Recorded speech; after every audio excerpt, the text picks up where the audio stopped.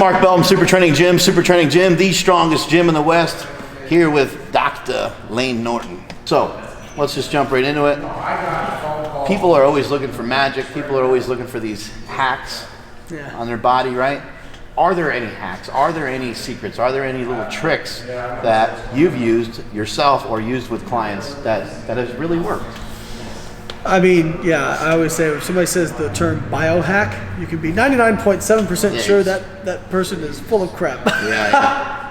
But well, that's kind of like the bulletproof coffee thing, right? Like it's like okay, doing what you're doing and not eating food for a period of time. Of course, you can lose weight because you had coffee and fat, which probably makes you not want to eat for various reasons. Probably makes you want to shit more than anything else.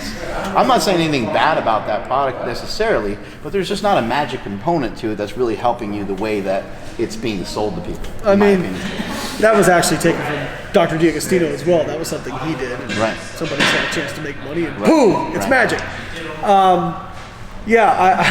Butter in your coffee is not a weight loss supplement. Is there actually anything on the market that actually burns fat? There are some things that do seem to have a small effect. Yohimbine. There's actually a component of brown seaweed that seems to have an effect. But we're just talking like very. Yeah, I mean, compared to what you're going to get from. I mean, listen, I sell supplements, right? Yeah, like of course. My line Carbon. I sell BCAAs. Citrulline malate. All and everything I sell has research to back it up. But when you boil it down. Like, I would never tell somebody, don't pay $50 for my supplements. It's going to make you huge. Yeah, I won't do that. or no, don't worry about paying your health insurance bill so you can buy. What I tell people is like, look, if this stuff's important to you, and you care about that last 2-3%, right? And you've got some disposable income to spend on, you want to be all in. Then fine, right? Then fine. It's like doing the, like every little thing, like the mobility work and getting the right equipment and all these kinds of things, like the little things. I mean, they can't add up, right? They can't add up when you put them all together. That's a good way of putting it. Like all the different equipment and all the different stuff that we have in here, it can help. Right. It can assist, but you don't need it. No, of course not. You don't truly need it. You need a barbell. That's about it. What's funny is like when I put up training videos, and like if I'm trying a new training style, people will notice my knee sleeves. Or my belt or something else before they notice my what I'm doing training wise, and it's like you guys are totally missing the point. Like the knee sleeves isn't why I squatted 300 kilos. You know what I mean? Like sure they. Yeah, back when I benched 854 in competition, which was one of the biggest benches at the time. All everybody always asked me about was my bench shirt. Yeah, of course. Nobody asked me about how I'm training or how my lifts are going. Because that's an easy thing, and that kind of nutritionally we can trace that back. And people say, well, you're not losing fat because sugar or Diet Coke. You drink Diet Coke, and that's why you're not losing fat. Yeah. It's just people. It's easier to hear. Oh, there's this one weird trick that you can do, and it's going to fix everything. Yeah. Find out what you're doing wrong, and find out what's stopping you from losing weight. Yeah, as opposed to you might be a little lazy, you don't stick with it, you're not consistent, those sorts of things. Right. You're also approaching things the wrong Consistency? way. Yeah. Also approaching things wrong. I see people like they walk in the gym and they go for 6 months and they make good progress and they go, well, I'm not squatting 500 pounds. I'll never squat 500 pounds. It took me so I started lifting weights when I was age 14. I didn't squat 500 pounds until age 27, right? I didn't squat 600 pounds until after age 30. And I didn't squat the 6 or over 300 kilos till age 33, So it was a slow progression, but people will go 6 months in, 12 months in or whatever, and they'll focus on the wrong things, instead of they'll focus on other people, they'll focus on, like I said, like equipment, whatever it is, instead of just saying, why don't I just see what happens if I just do all these little things right, put one foot in front of the other, and make it happen. There are no hacks. There is nothing that's going to put 50 pounds in your squat the first time you try it. Unless you're just a beginner. Let's talk a little bit, shift gears a little bit, and talk a little bit more just about the actual science. So, when is there anything that you can take, let's say before your workout or during your workout, that can actually help? Well, in terms of a supplement, there are... In terms of whatever, food or whatever, yeah. Well, I mean, herbs, the reason... some people do claim they train better stoned. Yeah. the research seems to indicate that as far as nutrition-wise, if you eat correctly pre-workout and post-workout, intra-workout's probably superfluous. That being said, if you're somebody who has really long training sessions... You'll have to explain that word to my audience. Superfluous means beyond what is necessary, right? Gotcha. So you don't need it. That was actually just for me. But I learned that word studying for the GRE for grad school. I still retained it 15 years later. But if you're somebody who you know that you tend to, for lack of a better term, boink during your workout, or that sort of thing, then maybe you take something with you, like some BCAAs and some carbohydrate, that sort of thing. I found that I have never really needed it as long as I eat correctly pre and post workout. Every once in a while, I'll start to get a little tired, and I just your workouts take pretty long time. When I was training for nationals and worlds, I'd have 3-4 hour workouts. Yeah, so I'd carry a pack of Skittles with me. If I needed some quick carbs, I would eat some Skittles or something like that, or Gatorade. And I would say maybe needed it once every few weeks, something like that. In terms of supplements, the research says that things, creatine has been tried and true, and creatine monohydrate, there's no need to get fancy. The only other kind of form of creatine that may be beneficial is creatine HCl, because it appears you need to take less of it, which may be helpful for people who have GI distress from creatine. But in terms of effectiveness per dose or cost per dose, monohydrate's still better. And then you have things like citrulline malate, branched chain amino acids, nootropics, cognitive enhancers, all those, betaine, all those things seem like they can improve performance a little bit, fatigue resistance, cognitive focus, those sorts of things. But is taking carbon prep going to turn you into a monster during your workout? No. What it'll do is maybe you can train a little bit harder, a little bit longer, recover a little bit faster. Some people, I will say that some people tend to have like people who are pretty big responders to creatine. Some people will put on, 5-6 pounds of lean body mass from fluid, but water inside the muscle is 70% water is still lean body mass. So registers. What do we know about post-workout carbohydrates? Like, I know some people they have their particular carbs that they like and so on. Is there? Yeah, you got to have highly branched cyclic dextrin. Dextrins, No.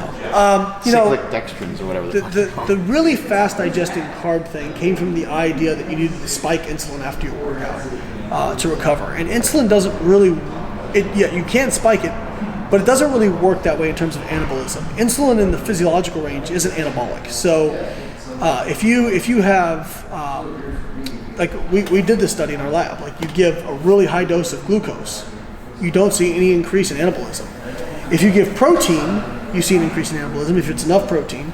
If you give protein plus carbohydrate, there actually is a little bit better benefit. So you do want some carb post-workout with your protein. Something that I shared with people, and you can correct me if I'm wrong because I'm not a doctor, but something I shared with people was something like, okay, I leave my house at 1 o'clock. My last meal was 12:30. I work out at about 2. Okay, now we're already getting a little distance from that meal, right? I probably finish training at like 4 or 5, and then I probably don't really leave here until 7. Right. So I've had post-workout carbohydrates and protein, and it's worked well for me. But the way that I explain it is, there's not a magic protein and carb thing that I'm taking. It's not doing anything crazy to me. It's not spiking testosterone or insulin or any of that stuff.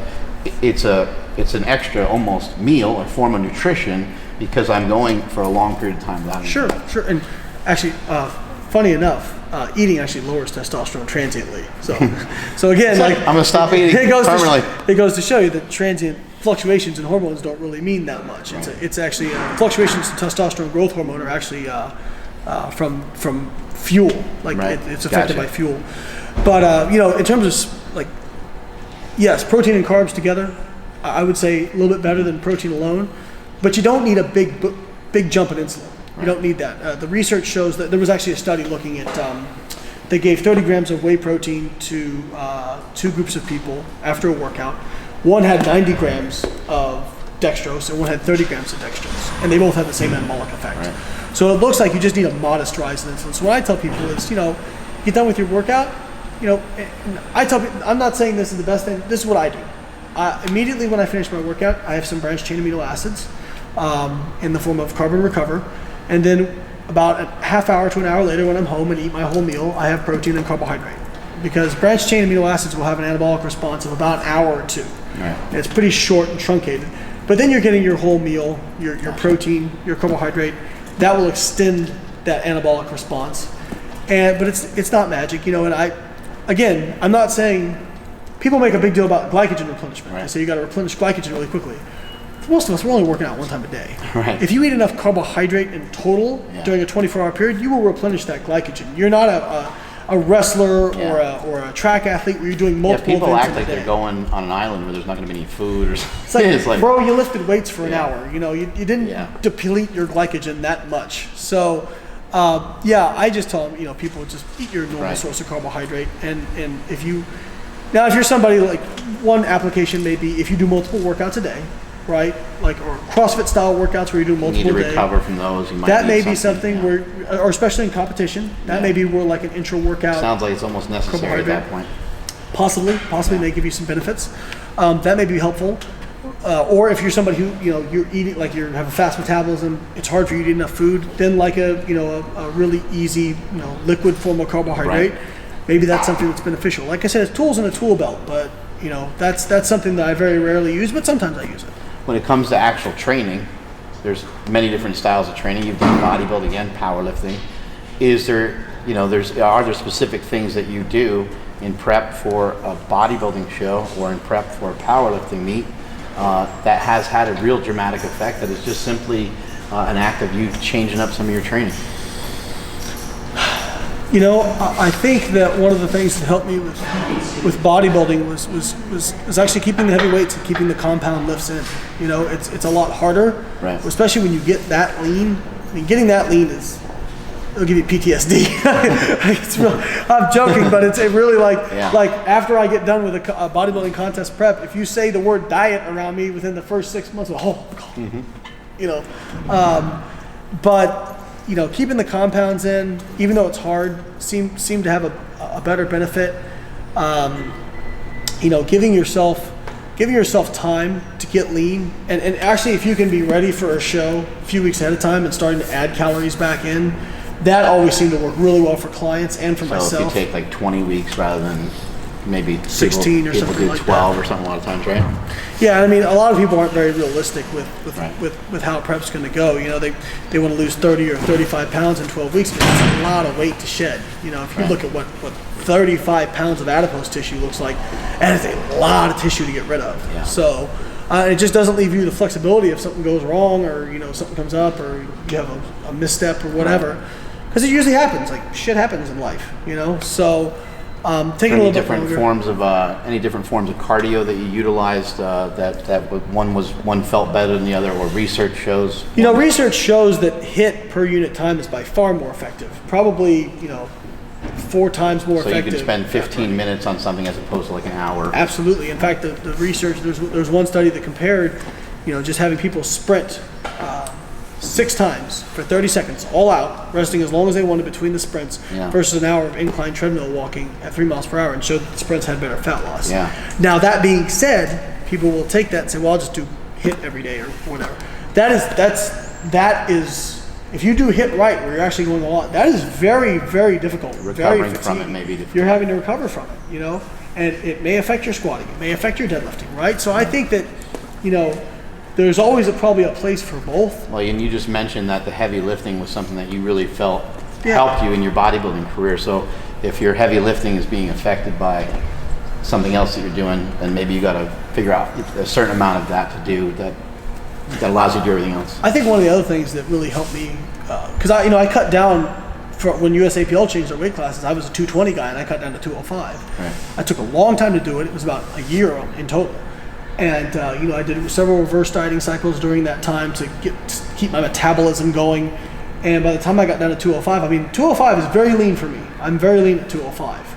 And actually, I was like 201 or 201 and a half on the day of Worlds. We were joking that I should just keep going for a bodybuilding show. But you know, taking that time and doing it right and getting used to training at that weight was a big deal. You know, because a lot of guys, they'll want to cut to that next weight class down, but it really affects them. I mean, you even see, you know, you saw it with Bryce Lewis, like you would see his training and he would be training at 210, 211, and he'd be crushing stuff. And then he would just that 6 pound cut. It doesn't sound like much, but for some people, you're right on that threshold, and it just wipes you. You know what I mean? Well, you guys get weighed in on the same day. So, I mean that. You don't have and a that's a game changer. 24-hour weigh-in, which is a huge deal. It's a game changer. I tell people, you know, the most weight you better want to cut in the last week is, you know, a couple pounds. You know, because if you're trying to cut 5, 6, 7, 8 pounds or whatever it is, I mean it is going to affect your performance. Now, you may still be stronger than the other people at the weight class you cut down to, and that's when you got to make that decision. Right. Yeah. Losing weight and gaining strength don't necessarily go together that well, unless you do it the way that you did it, where you lost body weight over a long period of time, and it wasn't a severe amount of weight. Right. And I got used to training it because your belt fits different. Yeah. Everything's different. I mean, like you were It's saying, miserable. You don't know where to put your belt. On bench, you know, like that thickness of being bigger helps you bench. Yeah. You know. And one of the other things I did for bodybuilding and powerlifting was I got away from so much cardio. Like I used to get in this habit where I'm like, well, I want to eat more. So, okay, if I go out and I burn 200 calories, that's 200 calories more I can eat. And first of all, it doesn't really work like that. You know, your body adapts to that cardio, and every time you do it, your body gets better and better at not expending so many calories. So even though it says you burn a certain amount of calories, because we all know the girls who are like, you know, doing cardio for 2 hours, burning 1,000 calories, and they eat like 1,300 calories a day, and they're still having trouble losing weight, you know. So it might be a little more effective to use cardio as a weapon and use it like either sporadically or use it for short periods of time. Very sparingly, yeah. Like, and I thought like for that drop, I didn't do any cardio whatsoever, you know. And again, like all the fat guys are cheering. Right, and so maybe it's something that you do have to do, but you know, and for bodybuilders, I talk about this all the time. You know, sport specific is very important. You know, I tell you guys freak out about working out more than an hour that you're going to overtrain, but then you go do cardio for 2 hours.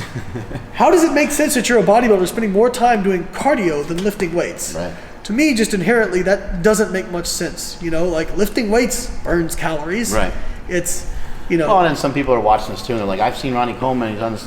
It's like, hey, you know what? All those guys they're playing with many, many different sets of rules for many different reasons. Sure. Genetically, number one, those people are extremely gifted, and then there's other means that they use. The drugs make a difference, you know. But you know, like that being said, we know this that in all sports, almost across the board, the best, if we're talking about untested, the best in any sport are the genetically gifted people on drugs who work really hard.